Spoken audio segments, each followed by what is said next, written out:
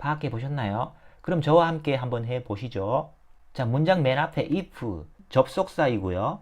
기본적으로 접속사 뒤에는 주어 동사 형태가 나오고 이렇게 동사 형태를 갖추고 있으면 절이라고 해요. if 주어 동사 형태, 즉 if 절인 거죠.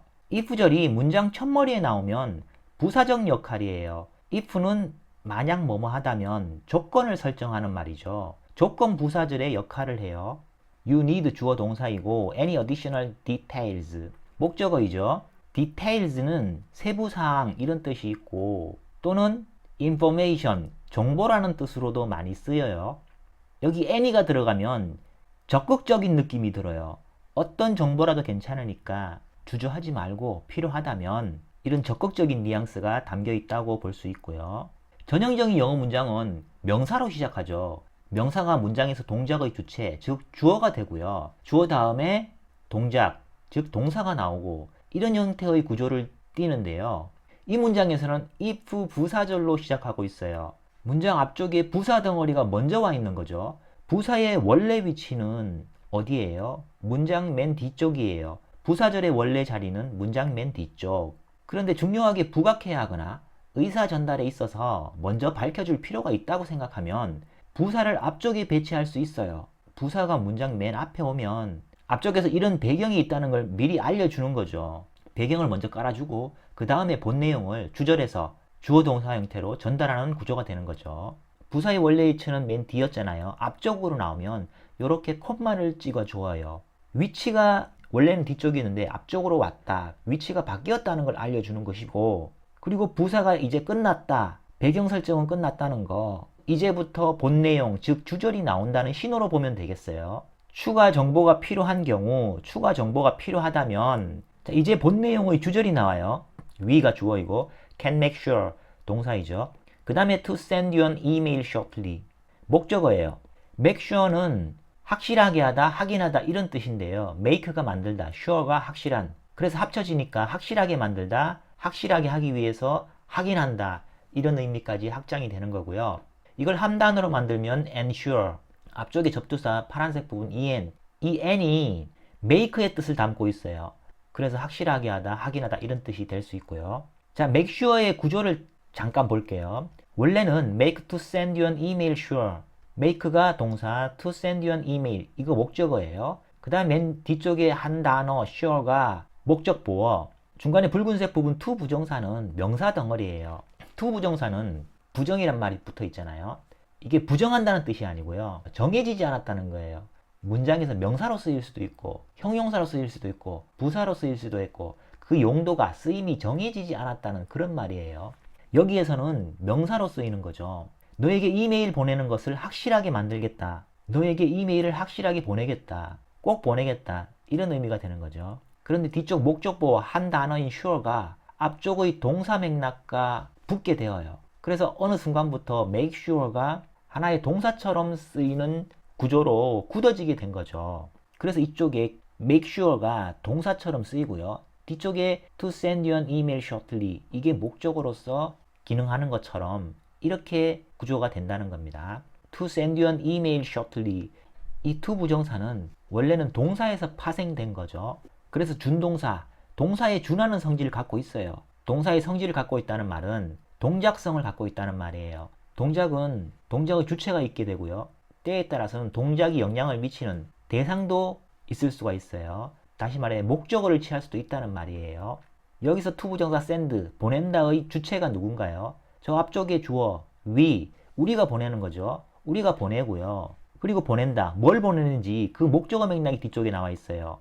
you가 간접 목적어고 on email이 직접 목적어, 목적어가 간접 목적어, 직접 목적어 두 개로 구성되어 있죠. 보낸다는 말이 누구에게 보내고 무엇을 보내는지 이런 맥락을 동반하잖아요. 그렇게 간접 목적어, 직접 목적어로 구성된 것이고 shortly는 부사, 곧 보낸다, 동작성과 연결이죠. 부사는 동작성, 즉 이 동사 부분과 연결성이라고 보시면 되겠어요. 동사를 더 풍부하게, 더 추가적으로 설명해 준다는 말인 거죠. 아까 문장 첫머리에서 부사절이 와 있었잖아요.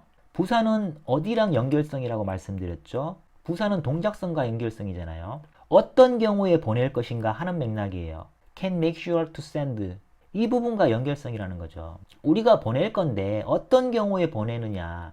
당신이 추가적인 정보가 필요한 경우에는 우리가 확실히 보내줄 수 있다. 이렇게 연결되는 거잖아요. 자, 주어의 동작성, 이 동작성과 연결되는 거. 그 다음에 with all the information.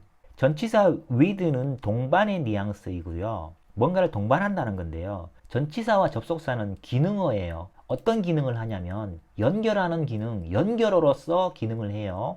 전치사는 뒤쪽에 반드시 명사가 오고요. 전치사는 연결하는 기능이라고 말씀드렸잖아요. 그러니까 뒤쪽의 명사를 앞쪽의 어느 맥락과 연결을 해주는 역할을 해요.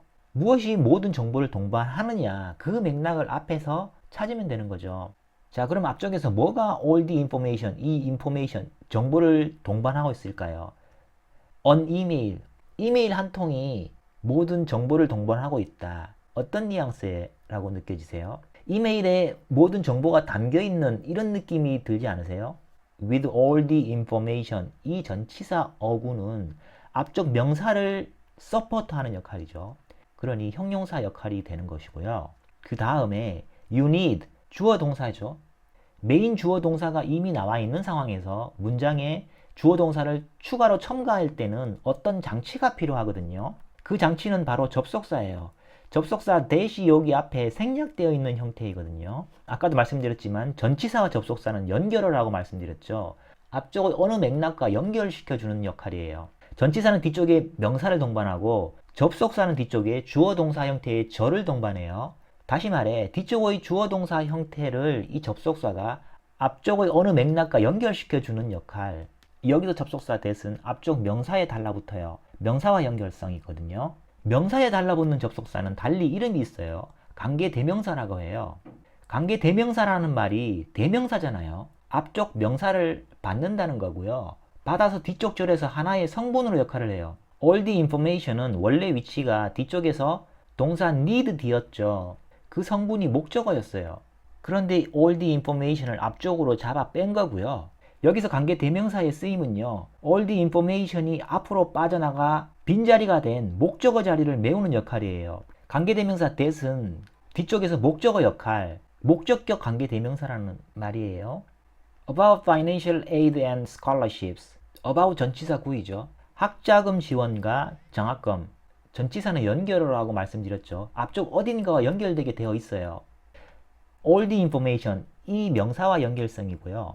자, all the information, 모든 정보, 무엇에 관한 정보예요? 학자금과 장학금에 관한 모든 정보, 이렇게 연결되는 것이고, all the information you need, 네가 필요한 모든 정보이고, 무엇에 관한 모든 정보냐? 학자금 지원과 장학금에 관한 모든 정보. about financial aid and scholarships는 명사랑 연결성이니 형용사 기능이에요. specifically, 부사예요. 구체적으로 이런 의미죠. 그 다음에 전치사 for, 적용의 이미지예요. 앞쪽의 어느 맥락이 전치사 for를 거쳐서 뒤쪽에 this business school, 이 전치사 뒤쪽 맥락에 적용되는 뉘앙스로 보시면 되는데요. 앞쪽 학자금 지원과 장학금, 이 명사와 연결성이거든요. 학자금 지원과 장학금이 전치사 for를 전해서 적용될 대상 this business school, 이 비즈니스 스쿨에 적용되는 거, 다시 말해 학자금 지원과 장학금이라는 혜택이 이 비즈니스 스쿨에 적용이 된다는 거, 이 비즈니스 스쿨이 이런 혜택을 받는다는 거예요. for 전치사구는 앞쪽 명사와 연결되어 설명함으로 형용사 기능인 거죠. 자, 앞쪽에 all the information, 이 명사 뒤에 쭉 you need about financial aid and scholarships specifically for this business school, 여기까지 이 주어 동사의 형태가 앞쪽 all the information에 다 물려 있는 거예요. 앞쪽 all the information을 설명하고 있는 말, 거두는 역할. 거두는 역할은, 명사를 거두는 역할은 뭐라고 말씀드렸죠? 형용사죠. 이 주어 동사의 형태의 절, 이게 형용사 역할, 그러니까 형용사 절이에요. 다시 전체 한번 짚어볼게요. 맨 앞에서 if 부사절로 조건적 배경을 설정하고 있죠. 추가적인 정보가 필요한 경우 우리는 너에게 이메일을 즉각적으로 확실히 보내줄 수 있다. 이 이메일은 뭔가를 동반하고 있죠. 모든 정보가 이메일에 담겨 있을 거야. 그리고 이 모든 정보는 네가 필요한 정보일 거고, 무엇에 관한 필요한 정보예요? 학자금 지원과 장학금에 관한 모든 정보. 그리고 이런 학자금 지원과 장학금은 이 비즈니스 스쿨에 적용되는 거, 이런 혜택이 이 비즈니스 스쿨에 주어진다는 거. 다시 한번 큰 구조로 볼게요. if 부사절이 문장 앞에 배경으로 깔리고요. 그 다음에 본 내용이 나와요. 본 내용 주어 동사 형태 이렇게 we can make sure 이렇게 나오고요. 그 다음에 to send부터 쭉 문장 끝까지 이게 하나의 덩어리를 이루어요. 큰 목적어 맥락을 형성하고 있는 거예요. 목적어 맥락 내부를 보면 명사에 형용사가 달라붙고 명사에 형용사가 달라붙고 계속 이렇게 명사와 형용사가 결합되면서 명사의 덩치가 이렇게 커진 거예요. 어떻게 체결되었는지 다시 한번 보면 with 전치사구가 앞쪽 on 이메일에 달라붙어서 물려있죠. 명사에 물려있어요. 이메일인데 모든 정보를 담고 있는 이메일. 그 다음에 all the information 이 명사도 뒤쪽에 관계 대명사절이 물고 있는 거죠. 주어 동사 형태를 추가로 문장에 집어넣을 때는 어떤 장치가 필요하다고 말씀드렸잖아요. 접속사라는 장치. 접속사는 앞쪽 어딘가 맥락과 연결시켜 주는 거.